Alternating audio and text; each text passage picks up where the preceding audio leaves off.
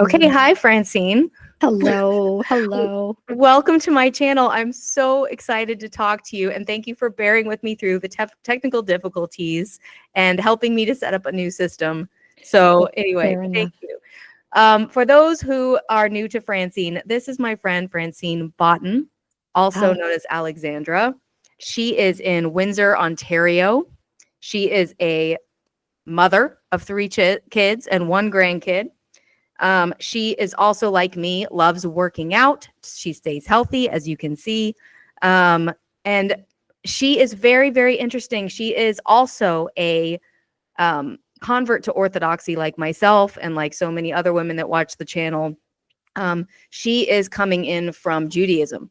So I am excited to kind of hear her story and help and have her just kind of go wild and tell us all about how that process looked. So welcome to the channel, Francine. Thanks for being here. Thank you. Thank you very much, Melissa, Cecilia.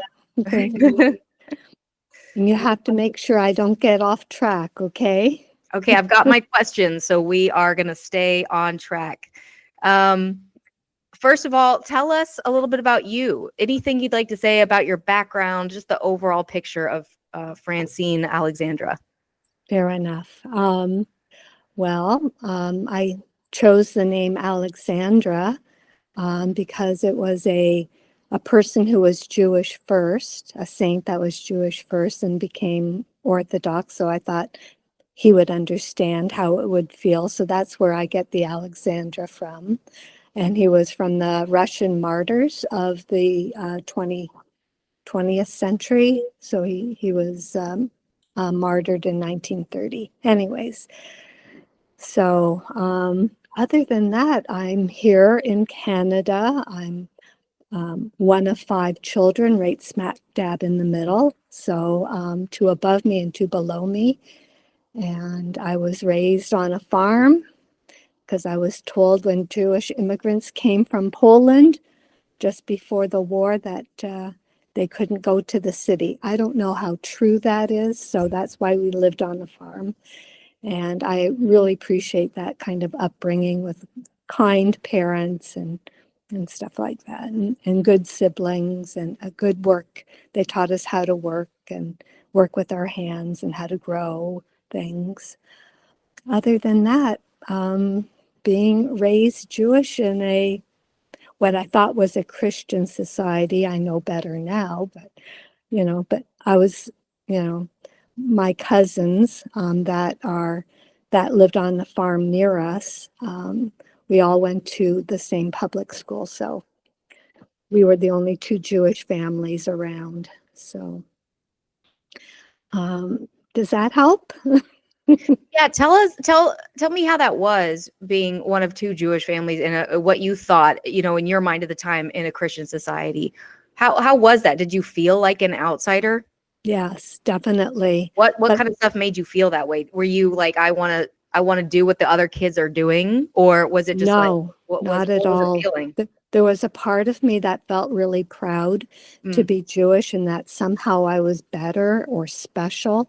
Okay. I mean, that's just how I felt. And back in the early 60s, they were still teaching the Bible in school. And so I'd have to leave the classroom while the kids were learning the class in Bible study.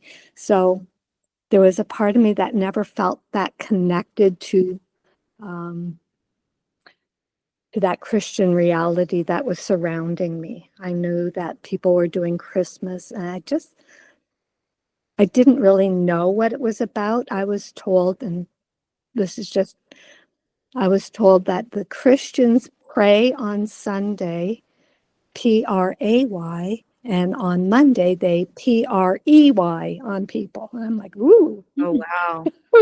Ooh, Christians. And plus, my family had been in the Holocaust. And so you are frozen. Does that matter? Can you hear No, me? because I can see you. Are you frozen? No. Oh, I can still see myself, so hopefully it's working. It's not frozen on my end. We'll try it. We'll keep going. Okay, we'll keep going. So because the whole Holocaust story was part of my family, it left a really deep impression on me as a child that how can people be so absolutely horrific? And I couldn't understand it. And so at one point, my parents, as we were getting older, they said it's time to move to the city and meet some nice Jewish people, which we did. And I missed being on the farm. And anyways, so. Wow. So was there a part of that as a what age are we talking about, this feeling of, a little bit of, well, I'm, separate, they pray. Yeah, I love that they pray on people on Mondays. You What know, age was that? childhood, from what, from 5 to forever. That's just what I was told as a teenager, as a young kid. You know, watch out for Christians. Don't get so close because they can be dangerous. So Did that's you find any of that to be true? when we moved to the city, my neighbors, we became friends, but they were participating in like Christmas and stuff like that. So I don't know how much you know about Jewish things here in North America. There's Bnai Brith. Do you know about that? I've heard of it. So I belong to Bnai Brith. I went to Hebrew school. And that's, where as a teenager, I was, a photographer we went to conventions. It was all, Michigan had a lot of Jewish people. So us people here in Windsor would travel back and forth to Michigan, and that's how we made our network of friends. So, Okay. boy, it's hard not to see you. I'm sorry. I'm so sorry. I see. Yeah. Hopefully it works out because I can see myself still moving. So if it's okay, we'll just keep going. Hope for the Okay. best. Okay. I'm here with you. I promise. Okay. Fair enough. Fair enough. So when you converted quite a while ago. So you've been Orthodox for a while, I've been with it 25 years. 25 years. Mm-hmm. What was it? If you could, like, what was that final moment where, you had told me in previous conversations you had been a seeker for a while. Can you kind of give us a little bit of an overview of what got you into Orthodoxy? And then also what inspired you to actually make the commitment to convert? Well, those are really good questions, and I'll try not to get too lengthy. But as a teenager, you start to search out, what is the meaning of life? At least I was searching out what is the meaning of life. What are we reading in this Torah? Why are we kissing the Torah? Why would Abraham sacrifice his son? Why don't we call children's aid on him? I don't get it. Why do we ask God to be written in the book of life? But one day I'm going to die. So is it this year I'm going to die that I won't be written in? So there were a lot of things I just didn't understand. And as a kid growing up, and so it became more of my ethnic identity. Mm-hmm. And so I thought, Israel, that's it. So after high school, I went to Israel and I lived on a kibbutz and tried to do the socialist communist, idea. And that was after 6 months, I came back to Canada, searching, picking up rocks, looking under rocks, going to discos, sex, drugs, and rock and roll. All the while, searching and looking and So your journey in sorry to interrupt. So when you went to Israel, it didn't exactly help your faith there. Was the intention was to kind of get closer to the faith, right? And then yeah, I think I was really searching for what the meaning of this faith was, which is like, is this our mythology? Or is this real? If this God is actually real, I want to know what is who is this person who created the world in 6 days and rested on the seventh day? And why are all these prophets saying things that just seem so bizarre, but we walk around and we kiss it and we read it every Saturday? And so going to Israel was actually more secular than I thought. So a friend of mine, she decided to go to a religious, after 3 months, she moved out of the kibbutz we were on together and she went to a religious one. And it was all about wearing, clothing up to your wrists and Shabbos and keeping kosher and all of that. But I still like, who is God? Right. Who, There was who is this God thing? And so anyways, so most of my adult life was paying attention to being Jewish, but kind of playing around on the sides of like New Age things and mushroom experiences and those sorts of yoga and I don't all those kinds of things that you're dabbling but you don't really stick with too long. Mhm. And anyway, so then I started to get more serious. I got married to a nice Jewish boy that I met at a Jewish community center over in Detroit. You can't see my face, but I'm smiling. You Okay, told well, me I'm you told from, me you guys met at a Jewish singles event, right? yes, at the Jewish Community Center in West Bloomfield, Michigan. Okay. He had just moved to West Bloomfield, and I happened to say, listen, in my heart, I said, it's time to settle down. I'm 28 years old. How many frogs can I kiss? That's it. That's it. I got to go to a place where I need to meet it. I need to get serious. And so it was a hot air balloon party outside on barbecue, and I got my hamburger, and I went by myself because if I went with friends, I would just sit with my friends. So I went by myself over there, and I sat down at this large picnic table where there was an empty spot, and there he was, right across the seat from me. I'm like, so a year Oh. later we were married, and then we started a family, and again, he's American. He's from Brooklyn, New York, kind of grew up with the same kind of ethnic identity and and what else can I say? Should I fast forward through the childbearing years and Yeah, so when you met him and got married, had you then gone through the yoga and the mushrooms, like you were done with all that? Then were you kind of focusing on family? When was it when you started looking into Orthodox? Like when were you starting to figure things out?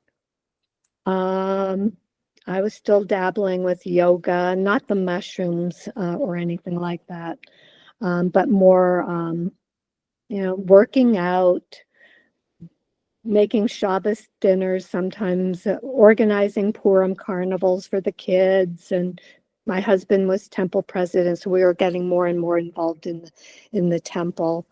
And as the kids got older, something wasn't sitting right. The rabbis couldn't answer my questions more profoundly. So now I'm getting up to 40-ish and I'm homeschooling my kids, and I'm like, what am I doing?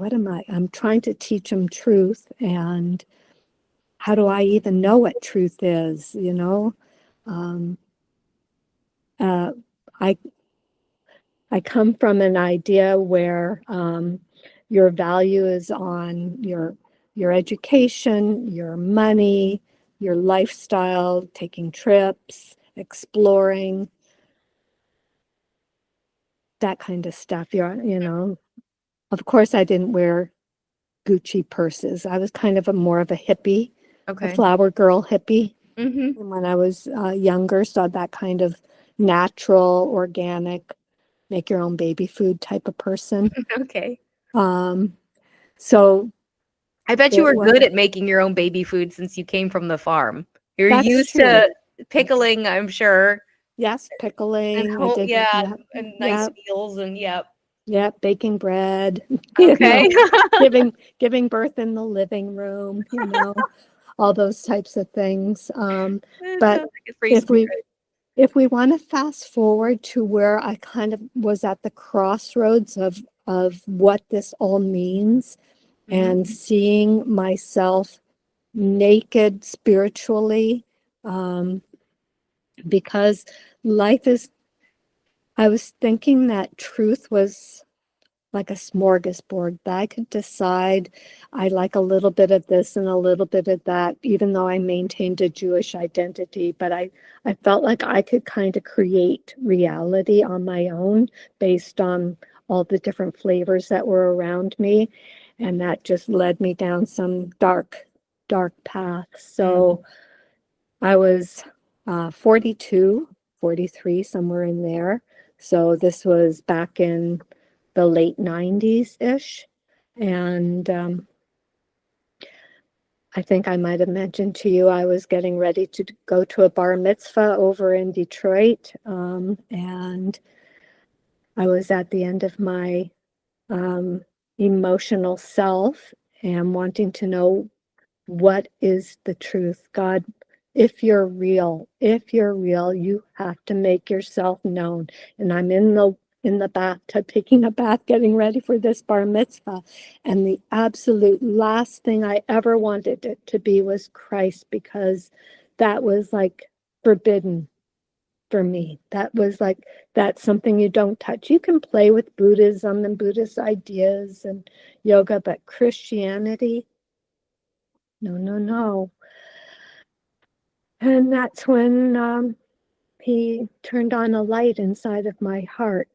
And I've never had such a profound experience in my life, and changed everything. And Wow. I don't know what else to say. And then from there, how you figure it out. That was in the 90s that you had that experience? Yeah, it was 97, I think it was. So, anyways, make a long story short, I went to a local resale shop. And I think I told you it was like a Value Village, like a Goodwill. And I decided to buy myself a New Testament and read it secretly in my washroom. Holy smokes. I've never read anything like that before. I was like, it was so profound. And then I thought, what am I going to do? And I'm homeschooling my kids, and I didn't tell. I couldn't tell anybody. And I was, what am I going to do? What am I going to do? And so finally I told some homeschooling parents that I think I'm Christian, but I don't know what that really means. And they're like, you got to come to my church. And you got to come. And I'm like, no, no. And then you got to come to the Baptist. You got to come for fellowship. I'm like, no, no. So I thought, okay, Jews for Jesus. That I'll do. I'll try that. Okay. And so I did a little research, and I'm like, wow, gee, they only started 100 years ago. How could that be? What did Jews do before that? Not get that off. It was as easy as striking it off. Like, I didn't have to go to meetings. I didn't have to so okay, how am I going to figure this out? So a couple of friends of mine, they approached me and they said, Francine, would you like to learn Bible study? This is about 8 months after I became in my heart Christian, but didn't know where to go or what to do with it other than reading this Bible. And they were Orthodox. I'm like, I have no idea what that means, but I said yes. After all these homeschooling moms and Roman Catholics and Protestants said, please come. And I'm like, no, no, no. I don't know why something's saying no. Sorry, all you Protestants and Roman Was it this is going to sound new agey and weird, but I don't know how else to say it. Was it their energy of what No, they it said? You know, wasn't. would you like to talk about orthodoxy versus like come to my church? Like, It could you wasn't feel their. that or? No, their energy was lovely. They were lovely people, and there was something inside of my heart, that same voice that told me it was Christ, that said no. I can't describe it any other way. And so these friends that I had known for a long time, my kids played with their kids. They lived a couple blocks away. Um, so I sat with them and we went through like the gospel, and twice a week, I bawled my eyes out because I got to hear the interpretation of the early church fathers. It wasn't up to me to decide the interpretation. And I was used to that to a certain extent within Judaism, to a certain extent, because we weren't really allowed to make it up as we go along. Moses is Moses, and the Passover Seder's the Passover Seder, and so they spent time with me, teaching me and showing me, and I am so grateful. And so I started attending a church here in Windsor, and like being a catechumen, and I decided to tell my family what I was doing, and it wasn't pretty. It was really ugly, and it was really hard. And so after attending a parish here in Windsor, I wanted to be baptized really, really badly. And the priest said no. He was really afraid that my husband would come and burn down the church or something.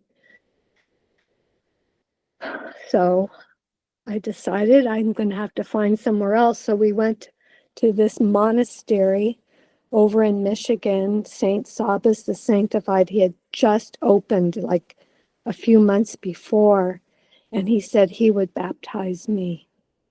And so I was secretly baptized. My kids went away to a program at the library for the day, so I went with my godparents over to the monastery, and he baptized me completely, and um, I'll never forget it. I'm so grateful. So Wow. yeah, The story about the priest denying you baptism out it of was fear, hard. that's That that was must have been a huge hurdle, especially when you're so fragile. I was incredibly fragile, but God always holds you up. I'm still fragile. I'm still like 25 years into this, and I'm still a fragile being. And that's when I know that I have to lean on Christ and hold on to him, because I would have given up over and over again all the obstacles that were put in front of me. So here I am. And it's a long and convoluted story about my journey within Orthodoxy, because there's all these ethnic groups and there's no Jewish church out there. That's my That's ethnic, true. that's my ethnic identity. So I had to let go of a lot of stuff, a lot of deep roots. That was really hard to let go of. But I do want to say one thing. I remember my first Passover Seder, when I became Christian, and how amazing that it connected all these dots that I hadn't really like Moses. How did Moses live with Pharaoh in this beautiful palace, and want to leave it all behind for the Jewish people? And I just find it, God is so amazing. The burning bush, all of that. The blood on the three posts, the matzah, all those things are such amazing symbols. Now, can you still see me or no? I can. No, you I look great, and I can still see myself nodding along with you. So just imagine I'm okay. nodding. I'm right with you. I'm so sorry you can't see me, but you're doing great. You look fantastic. I haven't even seen myself for a while. It's like my screens are both frozen. So give it up, Satan. Okay. I'm not stopping. Okay. Sorry, you're here. I'm so glad we're Oh, doing this. oh my goodness. Well, What I can just I think that's just. say? I love your dedication to truth. That's what it feels. And the dedication to what is the meaning of love. Because in our society, love is about manipulating people to get them to pay attention to you. That's how we get our validation. I want to know what is a real meaning of love. And it's about sacrifice. So if God is willing to sacrifice for me, I'm going to be right there with him. I just want to, as I've said to a few priest friends that I know, I want to swim in the ocean of his love. So here I am. Here you are, and Here I here I am. am. Here we meet. Yep. Here I Yeah, am.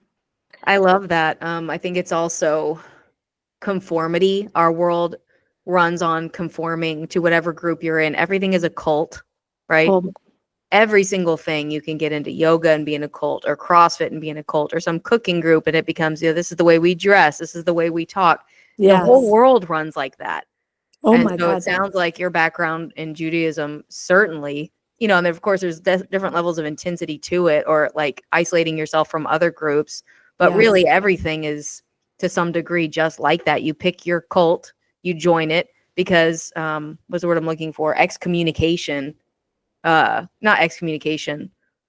When you send somebody off to a desert island. Yes. Is that excommunication? What is the word I'm To a looking certain for? extent, yes. I think that would be excommunication. Yeah. Yeah, send them Yeah. away. It's death.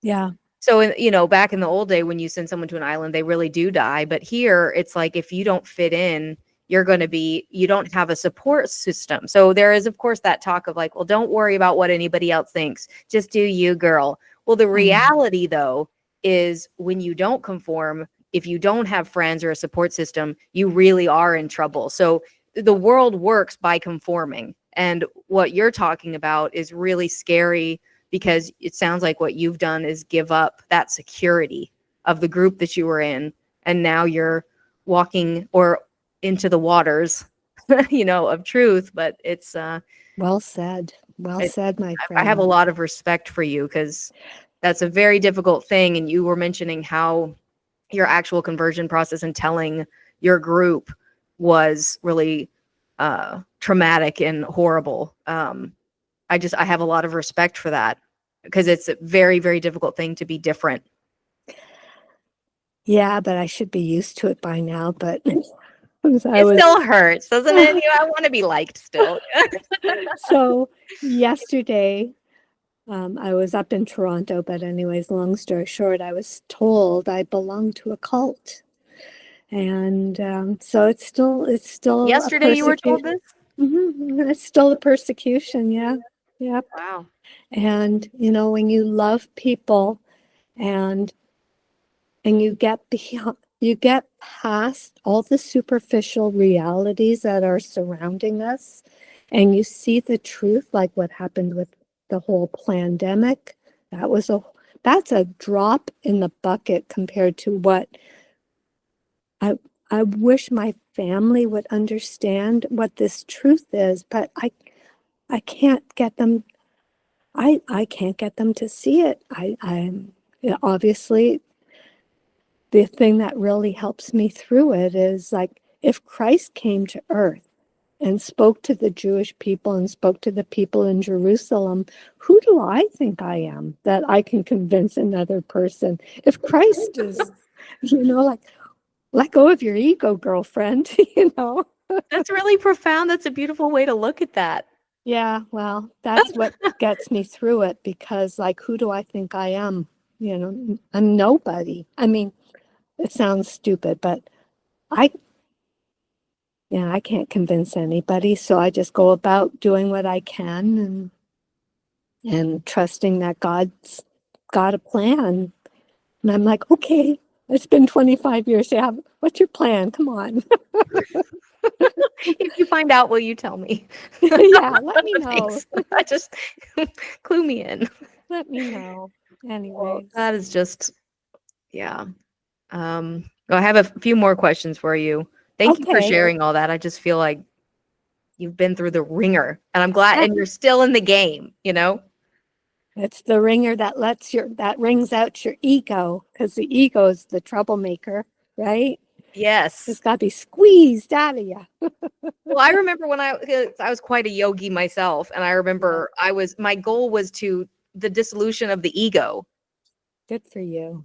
So that was the goal in yoga, but it was to become one with the universe. That was the ultimate thing. And, you know, that of course never really felt good.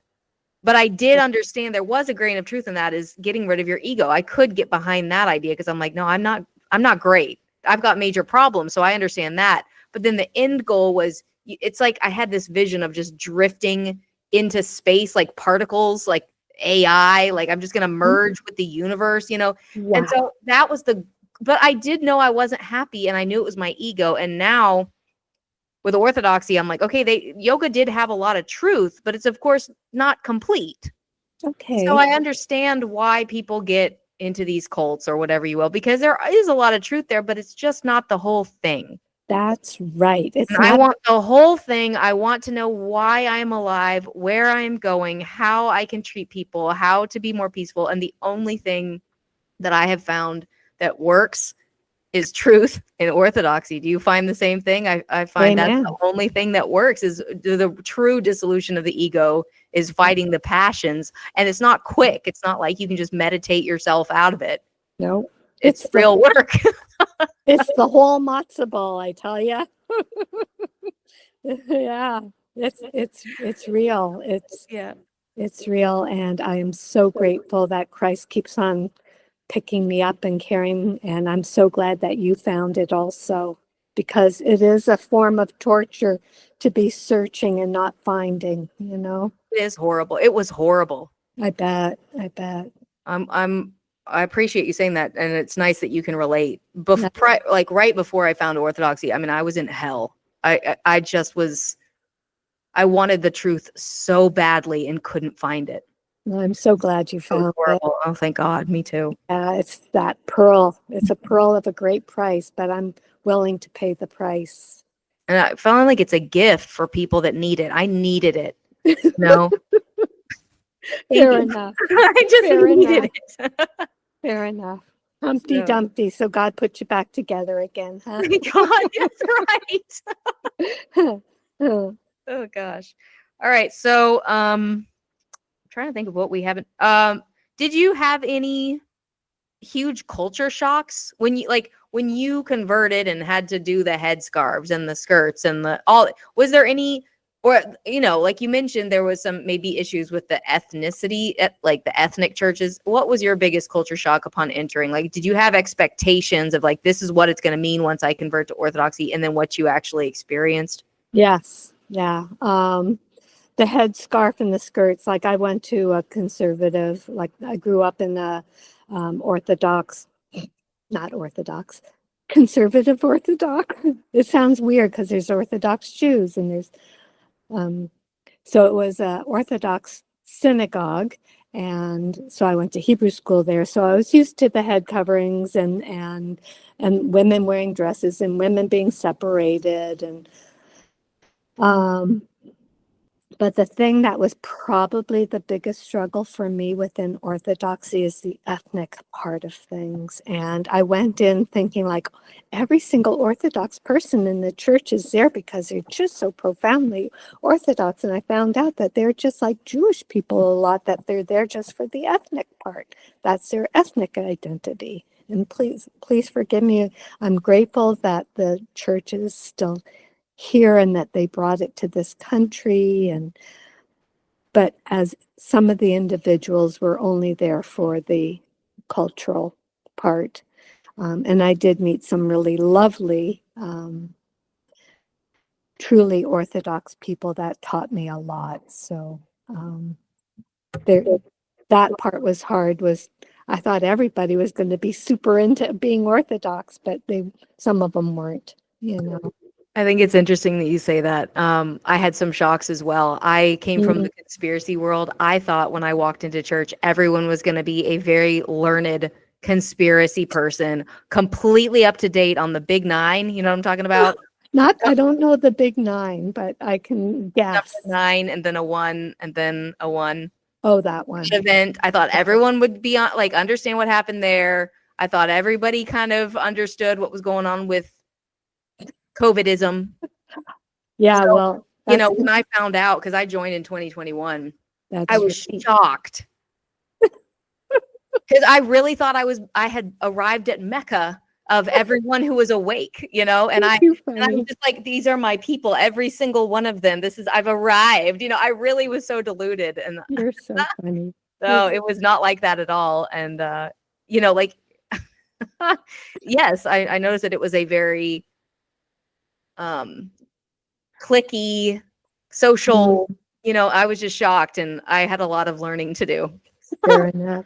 It's funny that you mentioned conspiracy because I've kind of dabbled in it, but I'm not thoroughly knowledgeable in it. But when you just mentioned the 911 thing, and I remember when it was happening, and my husband's from New York, his brother is a professor at Fordham University, and that's a whole Michigan story. But anyways, so I was a licensed pilot, just private pilot. Anyways, and I remember seeing these big jets flying into the World Trade Center, and they're telling us that, these guys just kind of hijacked these airplanes and they could figure out, like, do you know how hard it is to figure this stuff out and to actually aim at, like, I'm like, this is not making any sense. Even us pilots, we know how hard it is. You got like the board in front of you that's got all this information that you have to interpret. So anyways, Well, and did you also at the same time learn about Building 7 that just fell by itself in the same exact way? wasn't that the weirdest thing? But you Don't talk can't. about that. Don't worry about that. Yeah, like, Focus yeah. on the guys that just You happened you to scratch your head and you just go, what? And I wanted to share a story with you, and I know maybe you want to ask more questions, but is it okay if I share a story about the pandemic? Yes, please. That's my favorite topic. Okay, good. Okay, so this is a little bit long with the information. I decided I was thinking I wanted to possibly run an Airbnb in my house in 2019, and I'm talking to my neighbor who runs an Airbnb in his house, and I'm asking questions back and forth over several months. And one day he says, Francine, or he didn't call me Alexandra because nobody knows me other than the church. Francine, I've got this young couple.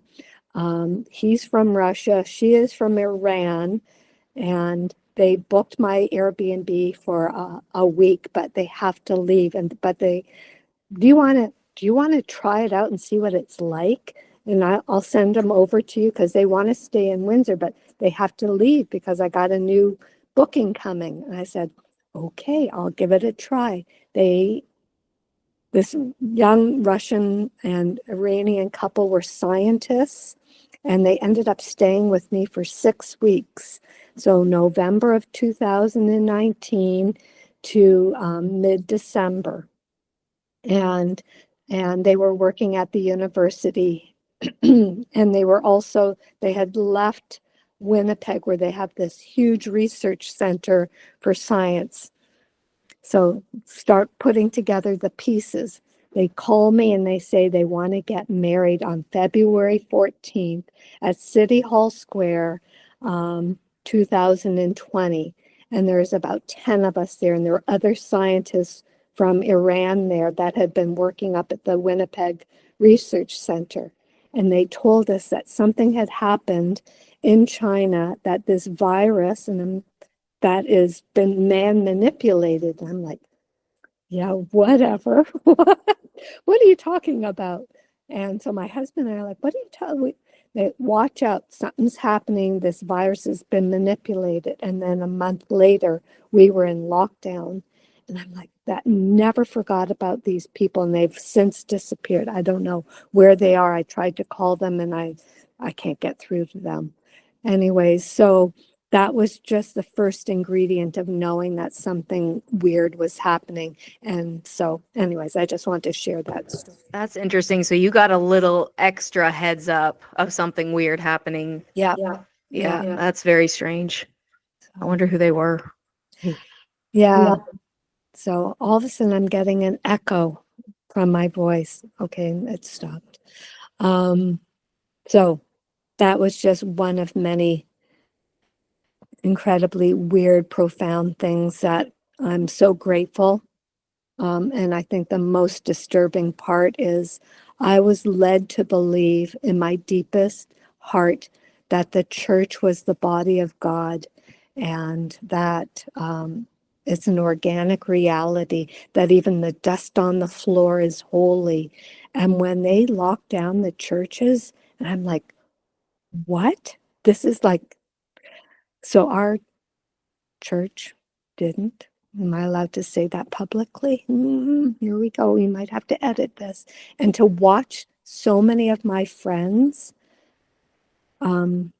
follow and believe what the media was saying, I was gobsmacked. I was like, how can you tell me how? And then when they finally opened the churches here in Canada, which was completely mishigas, they were wearing masks in church. They were doing communion with, oh my God, I was like, do you not believe that this is the body and blood of Christ?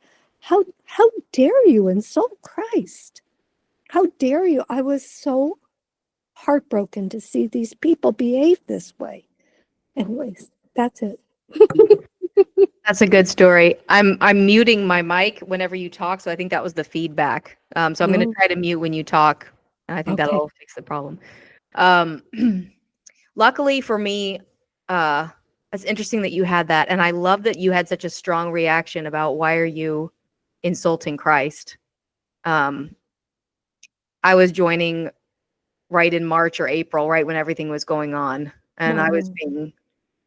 We had issues too. I've switched churches since then, but it was a little heartbreaking. I was very confused. It was like I was in cognitive dissonance because one part of me was like, this is supposed to be the place. And the other part of me, but I was like, but there's truth that's really apparent that's not happening here. So I completely had a similar experience to you there. Yeah, fair enough. Fair enough. You know, it showed me that we still have to be vigilant in our faith and go, you know, we submit. I hope I'm saying this correctly. Like we submit to the church, the Orthodox Church, and we still have our brain and our heart, and we choose which priests and clergy that we are obedient to, you know, to the best of our ability. So yeah, I'm with you on that. I'm with you on that. And you were telling me a little bit that you have a spiritual father that you trust and who is a good man. So you do have some kind of backbone there that you can go to if something is wonky somewhere else. Well, it's funny, and I'm gonna mention his name. Okay, here we go. So I got a computer, laptop computer. I think it was 2020, and I figured out YouTube, and I found some of his YouTube channel, some of his YouTube videos, and he was just starting. I think I was one of 6,000 subscribers, I think you call it, or people that kind of, anyways. And so I wrote to him and I said, and I liked what he was saying about the pandemic. And I'm like, wow, like this is amazing. And I wrote to him, I said, would you be my spiritual father? Because I had no spiritual father up until then. I had the priest didn't speak a word of English by the time I got back to Windsor. Anyways, and he said yes. I was like, that's amazing. Thank you, God. Sometimes it's working. Sometimes the wait is worth it. If Good it point. works out if we just wait, and it's so frustrating, because you want everything to happen now, but then sometimes the best thing that you could never expect will happen if you wait. Fair Sounds like enough. that happened to you. Is that right?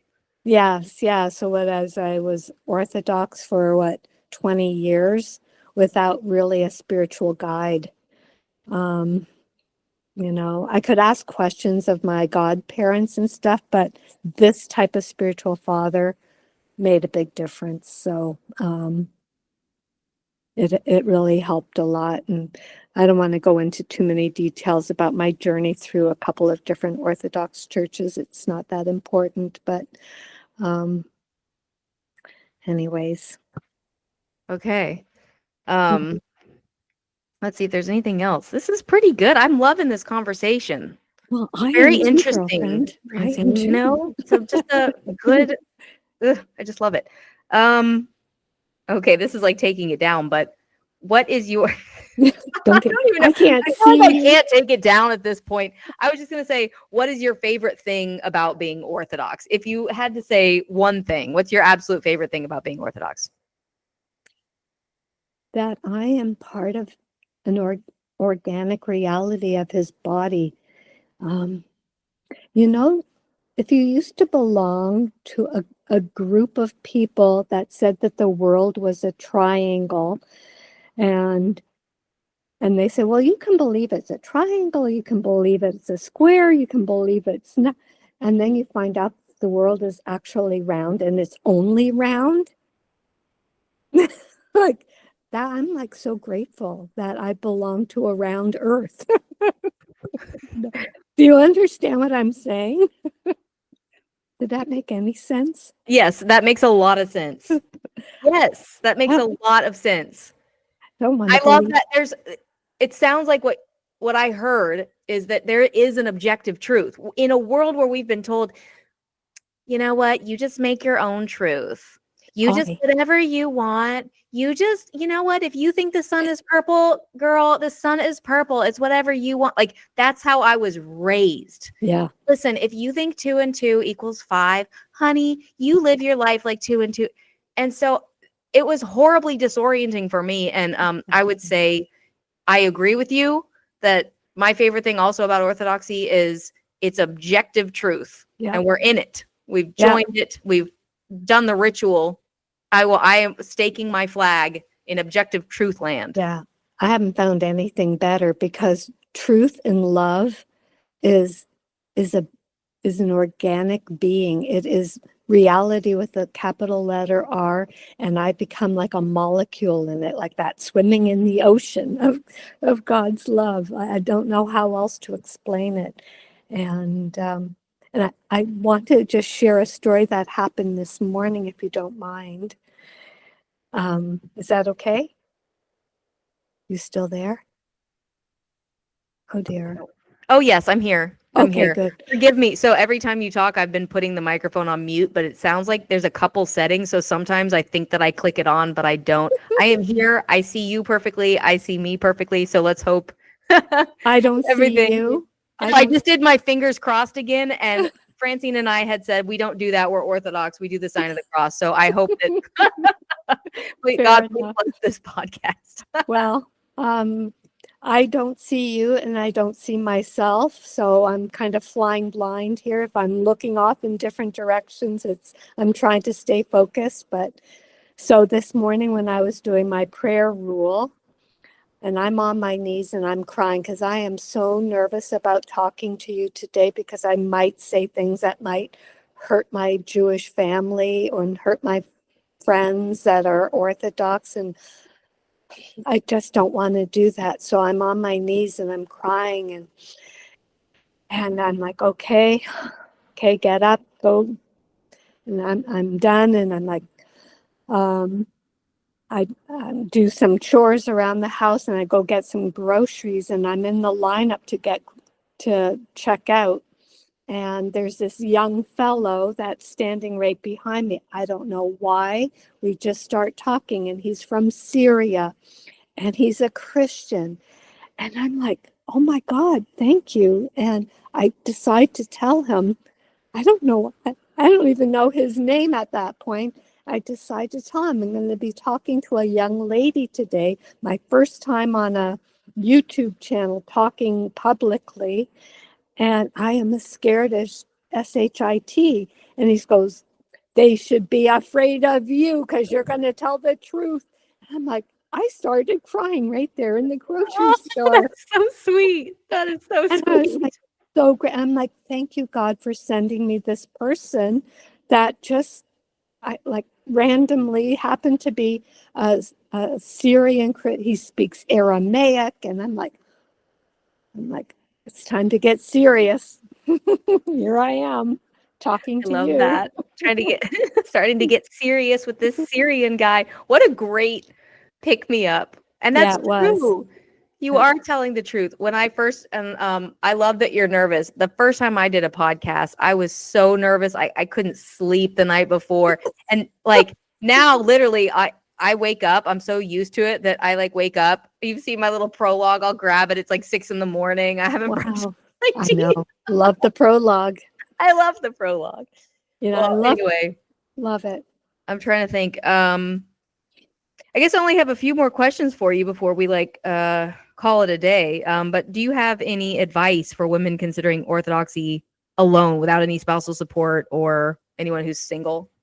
Go in blind. No, I have no idea.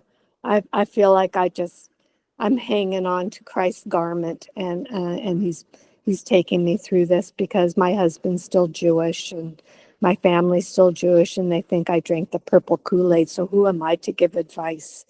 You know, I don't know. I don't know what to say. I think it's worth every hardship. Doesn't it say somewhere in the New Testament that there's going to be persecution and that your reward is on the other side of this life? Yeah. And I love that you mentioned hanging on to Christ's garment. One of the icons that I own is the woman with the issue of blood.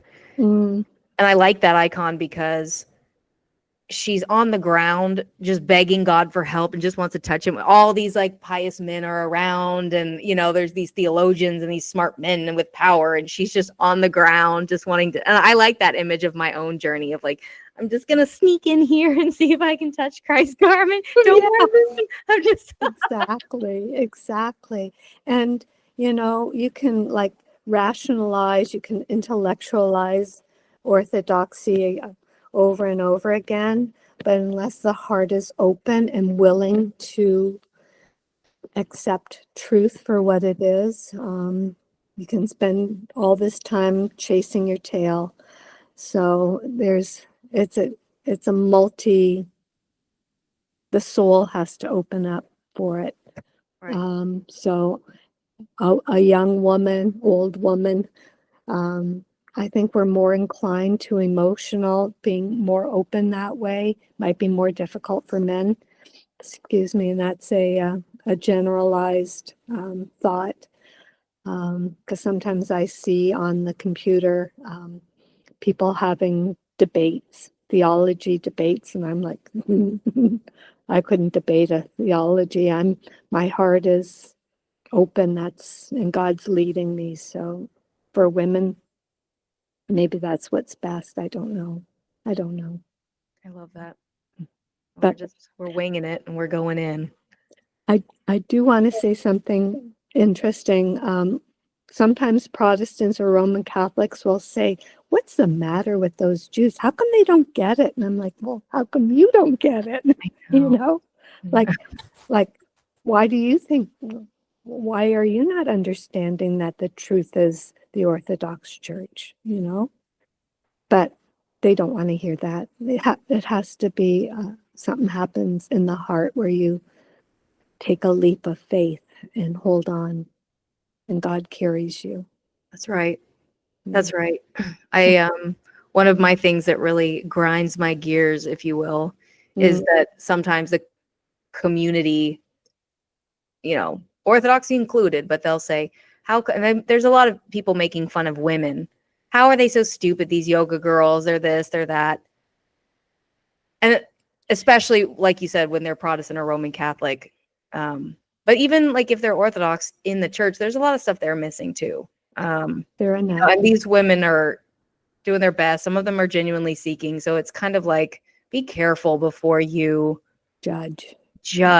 you know. Yeah, It's hard because, and of course it's hard. it But is hard. It is. yeah, I still judge. So it's one of my favorite things to do. yeah, Yeah, I I can love compete. judging. Good. I can judge better than you. I always tell my godmother, I like to judge people that judge people. So I'm meta judging people. So still sinning, but like sinning on a different kind of plane, you know? Isn't that kind of like an oxymoron kind of Yes. thing? Like, Anyways, yeah. so I want to ask you, like you said you read the prologue every day. I love the prologue. Not every day. That's my intention. If I wake up early enough, that's my first thing that I read is the children's book, from Greece. I forgot what it's called. I just put it away. Book. Yeah, I'll have to get up. And then, so it's like a children's saint book from Greece, Potamitis Publishing. It's literally a children's saint book, and it has one saint a day. It's a Synaxarion for kids, and it takes a second. But the prologue, yeah, I love the prologue. Me too. It's a must. I think for me, the lives of the saints are really important. They really strike me more than anything. I like their the things that they say, the last words that they say before they're martyred or before they die. And I need a lot of edifying because I'm very secular, and it really keeps me grounded. Sometimes when I read the early saints, I'm like, I can barely stub my toe or cope without my morning coffee, let alone like having somebody, tear off my skin. But I'm thinking these days, it's not about a physical thing. There's psychological persecution. I think that's what's happening now. This whole, you don't take the vaccine. You don't, truth is whatever you want it to be. Who are you to judge? You're a man, you're a woman. I don't know. I've got at the gym, there's a man who identifies as a woman in the women's change room. Like, what like, what is going on? Is this at your gym? Mm-hmm. Wow. Mm-hmm. I saw him putting on makeup, and I'm like, your whole body language is still so masculine, like, come on, but anyways. It's scary. I think, I don't know about your projections. I was going to ask you one of the questions, but the projections, and I like what you said about, we're not facing kind of physical things. It is a mental warfare, like psychological warfare, culture creation, psychological warfare for our minds through a lot of through AI, but it's like programming us with our phones. And so I want to see what you think about this, but I was thinking in the next 10 to 20 years, because if you're not grounded in the Orthodox faith, you are going to fly off the handle and not know what to believe. So, and maybe not, maybe you have some grounding and some, but I don't know. I think in 20 years, we're going to see some wild stuff. I don't know what it's going to look like. And, I want to be prepared when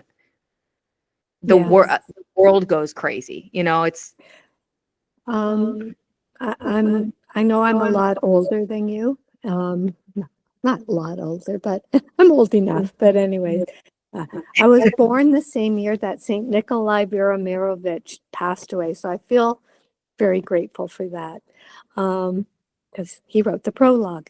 Anyways, about the future. And I felt like I didn't grow up with computers and stuff like that. So I already had a pretty firm foundation in some stuff. I'm thinking now with computers and how much it kind of distorts things. And I've been told that whatever YouTube throws at you on, whatever they kind of put on your YouTube, I don't know what it's called. Anyways, whatever they put on, that's kind of what you believe truth to be. So it's that, there's a word for it, an algorithm. That's it. Yeah, and I think what you were trying to say, if I'm correct, yeah, okay, I'm on, is echo chamber. Echo chamber. So like if your algorithm, let's say I'm a liberal, I don't know, and I'm super like Black Yeah. Lives Matter, right? Okay. Like I'm really angry about racism. Okay. And so I start looking at Instagram reels that are like all these white people doing really mean things to Black people. Now that's the algorithm. So they're going to show me more examples of how terrible white people are to Black people. And then I'm going to start getting in chat rooms and it's going to be an echo chamber of like, I think this, yeah, I think this too. I think this too. And all your entire world, especially because of how isolated we are, is feeding back to you. Racism exists. The world is terrible in this specific way. I think you're making a very, very good point. And that's that whole how the YouTube sets that algorithm. Because I don't have Instagram or whatever those other things are, but and I plan on not doing it. But if you believe that truth exists because the algorithm sends it to you, then what did people do before algorithms? They were just, they didn't know what truth was. Like, that doesn't even make any sense. Do you know what I mean? I do know what, yeah, Truth existed before an algorithm came onto the planet. right.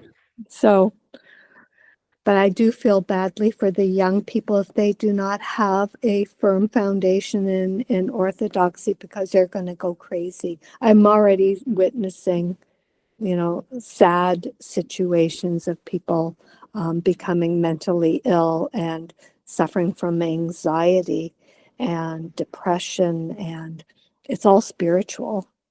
It's all a spiritual reality.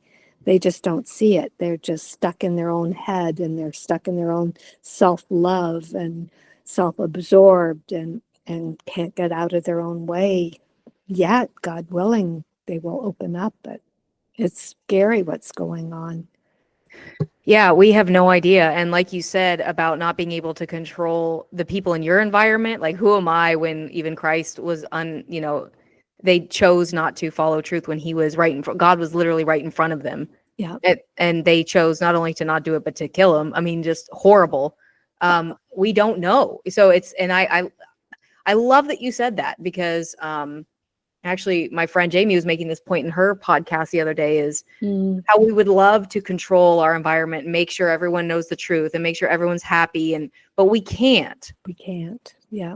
We really can't. There's very little that's actually in our control, and without God's help, nothing is in our control. So it is humbling, isn't it? Like I'm with you. I wish I wish everyone would convert because it would make my life easier. Because I feel lonely being Orthodox sometimes in a world where everybody, like my family, is atheist for the most part, and they're wonderful people. And when for me, when I get a little bit deeper, I feel lonely because I would love for them to share this with me. Yeah. And but it's up to God, it's up to them, and there's nothing I can do, and it's frustrating and it's humbling, and it's just like, okay, well, I guess I'll just go to sleep and wake up again and make a pizza and just do what I do and go to church on Sunday. Yes. So I don't mean to be flippant about it, but it's very difficult. It's very difficult to literally like to give up the ego death, if you will, Francine Alexandra, ego death, trying to think that I could, convert anyone. And it's a tough one. And it's also, I don't know if you've had it's very difficult to be around someone who thinks they're right so much. I just listen. I try to keep my heart open and love. Try to love the best you can. That's what God's giving. Like if you want to make toast, you can put the toast in the toaster, but if you don't plug it in, you can't make toast. Anyway, sorry. That's very good. Can you hear me okay? Yeah, I can. Okay, great. I can. Okay. I love talking to you. I do feel the loneliness that you feel even in a room full of people sometimes, because I feel like I'm on this path by myself, and then God hits me over the head and says, get a life. Come on. There's saints all around you, and get a life. Well, it's Oh, I love true. that's another thing. I love to whine. No, I love to judgers, obviously. Yeah. And then I really do like to feel like it's me and my path is nobody understands how hard my path and my journey is. You're Oh, so right. Get a life. Like, look at all the saints who like, know? Oh you're, gosh. you're funny. There's a word in Yiddish that we always use, you're kvetch, What does that mean? Oi, I got a pain in my chest because I'm kvetching, My life is so hard. I'm kvetching. Yeah. That sounds like it's suitable for me. I like that word. Yeah. I still use my Yiddish words. Mm. Well, I think that's probably about all I had for you. Is there anything else you wanted to say before we call it an evening? And yeah. I could talk all night, that. It's like, oh, Well, I would really like you to come back and you talk about think? more ideas. Yes. Like more topics and more things that the Orthodox Church is going through and more of what you're going through. And so would you be open to coming back sometime soon? Of course I would. I would love to. And I think you're really going to have to edit out some of this stuff because, with me not being able to see you or see me, it's been like. Well, I can see both. So let's hope that the recording captured the good stuff. But all right. Thank you again for coming. And yeah, we'll end it here. Thank you. Thank you. Oh my goodness. I'll talk to you again soon. And if I don't talk to you before Pascha, good struggles and have a wonderful Pascha. Oh, you too. Oh, it's so like the Passover Seder points to all of this. It's so incredible. So it's so incredible. God is so amazing. Okay. I love it. Thank you. All right. Okay. Talk later. Love you. I love you too. Bye. Bye.